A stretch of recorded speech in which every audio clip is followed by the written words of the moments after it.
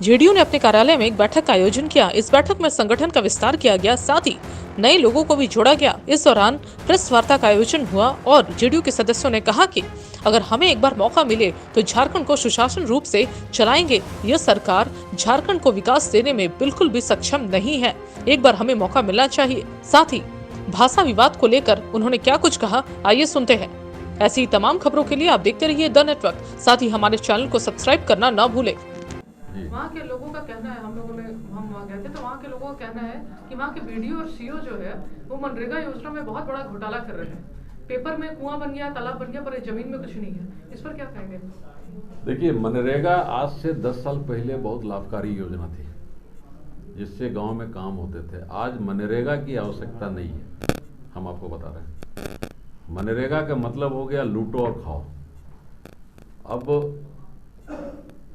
जमीन गांव के लोगों को रोजगार देना है, मनरेगा का मतलब ही ना। लेकिन गांव में काम करने के लिए जमीन भी तो होनी चाहिए।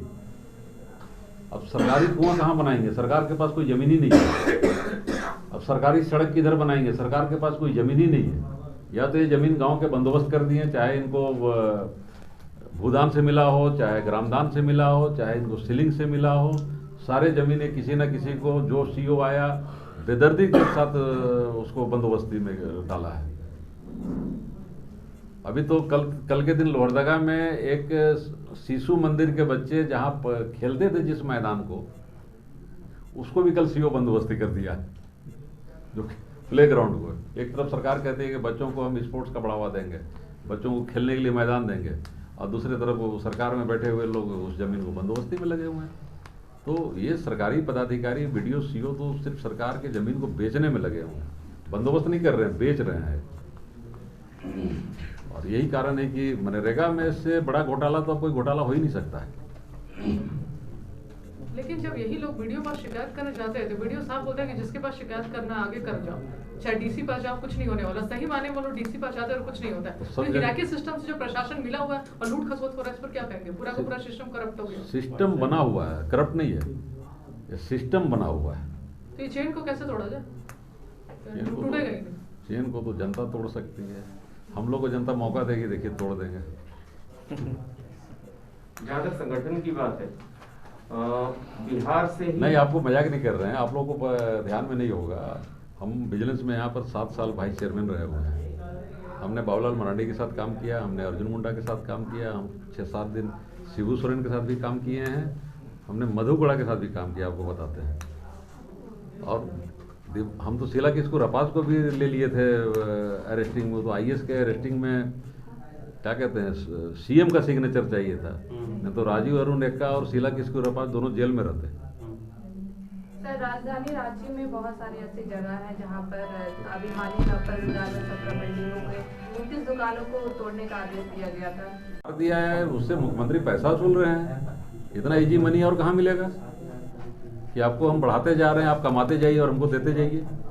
अभी सबसे ज़्यादा भ्रष्टाचार आजकल सीओ डिसमिल के पीछे पैसा मांगता है मोटेशन के लिए। और इस सरकार ने अंचल को टारगेट बनाया है, माइनिंग को टारगेट बनाया है और पंचायत को टारगेट बनाया है। कि 3 जगह से इनको अरबों रुपया आ रहा है।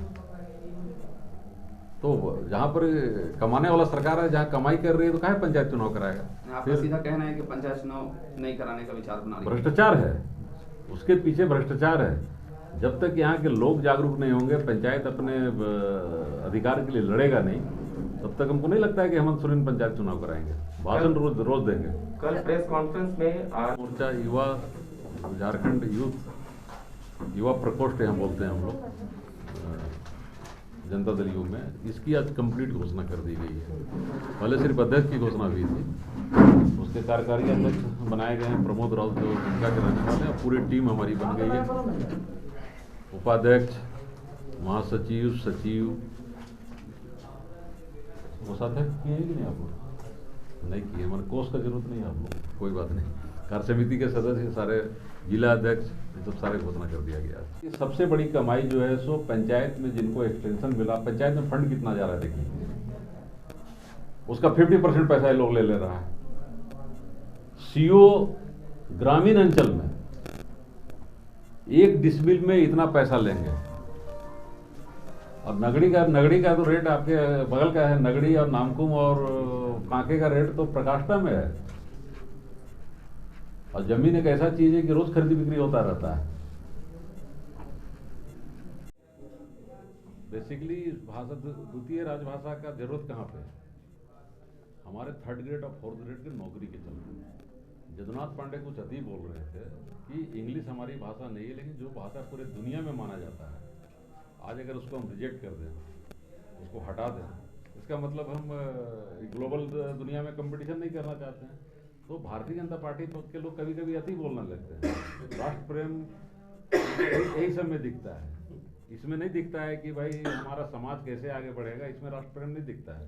तो उसमें एक जदुनाथ पांडे जी भी है, ठीक है ना। जदुनाथ पांडे झारखंड की किसी भाषा को जानते हैं? अगर हजारीबाग से वो सांसद रहे हैं तो मेरा चैलेंज है, उनसे पूछिए वो कोरठा जानते हैं? तो ऐसे लोगों को ज्यादा नहीं बोलना चाहिए कि, लेकिन सब कुछ होने के बावजूद भी हिंदी सब बोलता है। तो आप हिंदी को ही प्राथमिकता देखते हुए आगे बढ़ते, अगर इस तरह की विवाद की बातें हैं, ठीक है रीजनल लैंग्वेज इसलिए कुछ प्रदेशों में है, मद्रास में है कि वहाँ पर तमिल बोलते हैं, आंध्र प्रदेश में है कि तेलुगु बोलते हैं, उड़ीसा में है कि वहाँ पर कंप्लीट लोग उड़ीसा बोलता है। वहाँ तो बंगाल नहीं घुसा हुआ है, नागपुरी नहीं घुसा हुआ है। जबकि आप अगर उड़ीसा में जाइएगा तो राउरकेला के इलाका के जो लोग हैं बढ़िया नागपुरी बोलते हैं, बढ़िया नागपुरी। आप छत्तीसगढ़ में चले जाइएगा तो छत्तीसगढ़ में रायगढ़ संभाग के जितने लोग हैं नागपुरी बोलते हैं। उनका भाषा और मेरे भाषा में कोई अंतर नहीं मिलेगा। लेकिन वहाँ तो ऐसा कोई विवाद नहीं। तो आखिर इसी प्रदेश में इतना विवाद क्यों पैदा किया जा रहा है? ये सबसे बड़ी चीज़ है। तो एक तरह का षड्यंत्र है। खासतौर पर भाषाई विवाद को लेके जो तरह जगह जगह पर जो हंगामे हो रहे हैं, कहीं पक्ष में कहीं विपक्ष में, तो सबसे मज़ेदार बात है कि जिसने इसको पास किया वही आंदोलन भी कर रहा है। अगर आप उसके इंटरनल में जाएंगे, तथ्यों को पता लगाएंगे कि भाषाई विवाद करने वाले सबसे ज़्यादा बड़ी संख्या जो है सो झारखंड मुक्ति मोर्चा के लोगों की, जो इस तरह के भाषा के विरोध कर रहे हैं। तो सबसे आश्चर्यजनक बात यह है कि जिसकी सरकार एक तरफ कोई बिल पास करता है, दूसरे तरफ अपने आदमी से विरोध कराता है। इसका पीछे एक ही रीजन है कि कहीं ना कहीं या गृह युद्ध में या झारखंड प्रदेश जो है सो झोंका जाए, गृह युद्ध की ओर जाए, आपस में लोग लड़े मरे, और उस सेंटिमेंट से हम सिर्फ चुनाव जीतने का काम करें। इसके अलावा कोई विदाउट विजन काम कर रही है झारखंड की सरकार। भाषा संबंधित विवाद जो उठ रहा है उसमें जदयू किस प्रकार से उसको देखती है?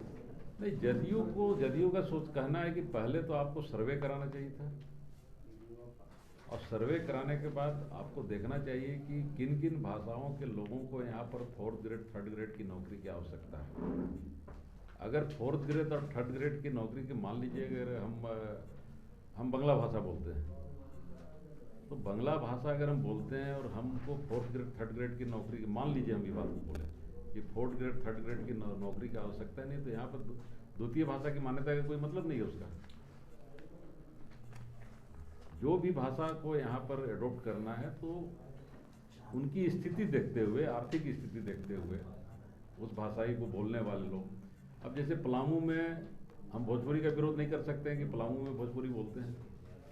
आपको जैसे डाल्टेगंज साहब आगे बढ़ेंगे जबला तक तो प्योर भोजपुरी बोलता है वहाँ पर, समझे ना। हजारीबाग का जो वो जोन है, जो बरी वाला जोन है, चतरा का जो खासतौर पे हंटरगंज है, जोरी है, इसमें प्योर मगही बोलते हैं, एकदम प्योर मगही।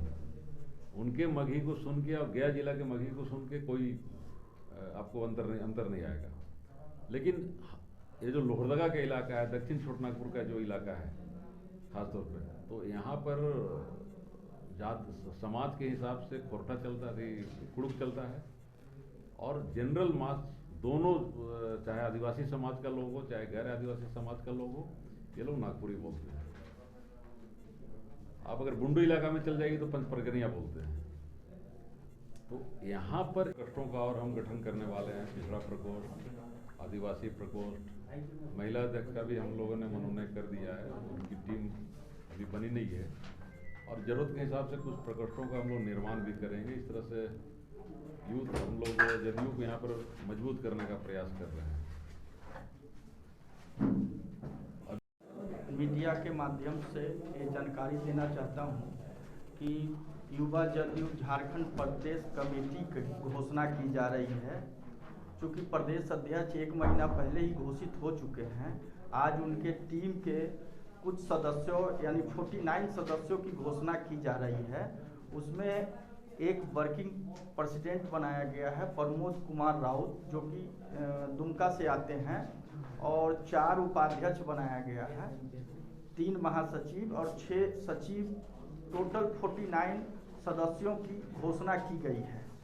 ये पहली लिस्ट है, इसके बाद फिर दूसरी लिस्ट जारी की जाएगी।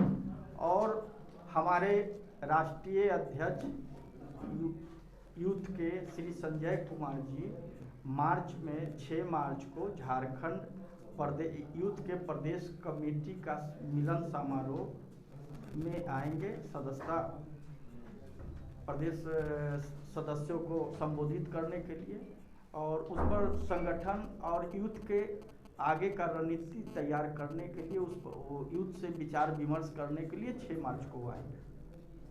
और बाकी हमारे प्रभारी महोदय बताएंगे।